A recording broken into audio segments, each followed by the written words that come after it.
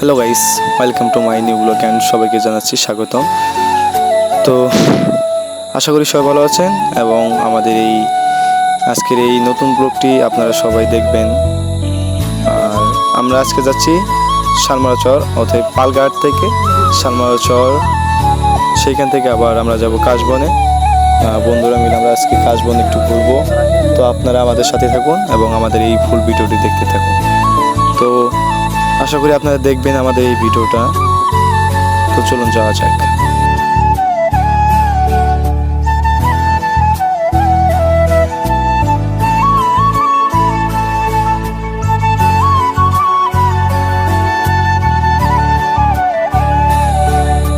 তো আজকে আমরা যাচ্ছি পালঘাটের শালমারাচর। তো দেখতেই পারতেছেন যে নদীতে পানি খুব কম এবং আমরা অতি কাছাকাছি এসে পড়েছি কাশবনে। তো আমরা যাবো আর অল্প কিছুক্ষণের মধ্যে আমরা কাশবনে চলে যাব। আর মজার ব্যাপার হচ্ছে কি, আমরা কাশ ফুল দেখতে গিয়ে আমরা নদীতে অনেক মজা করেছি বন্ধুরা মিলে। তো আপনারা এই ফুল ভিডিওটি দেখতে থাকুন।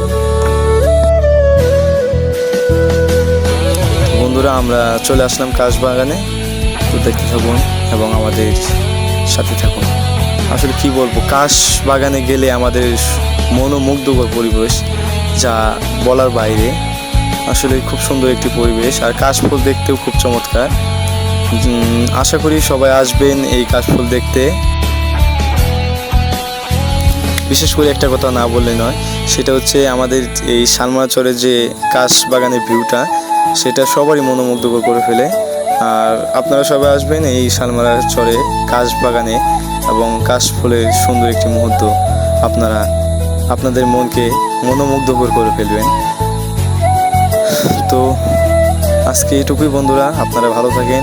আশা করি আপনাদের ভালো ভালো কমেন্টের কারণে আমি আবার নতুন একটি ব্লগ আনতে পারি। ধন্যবাদ।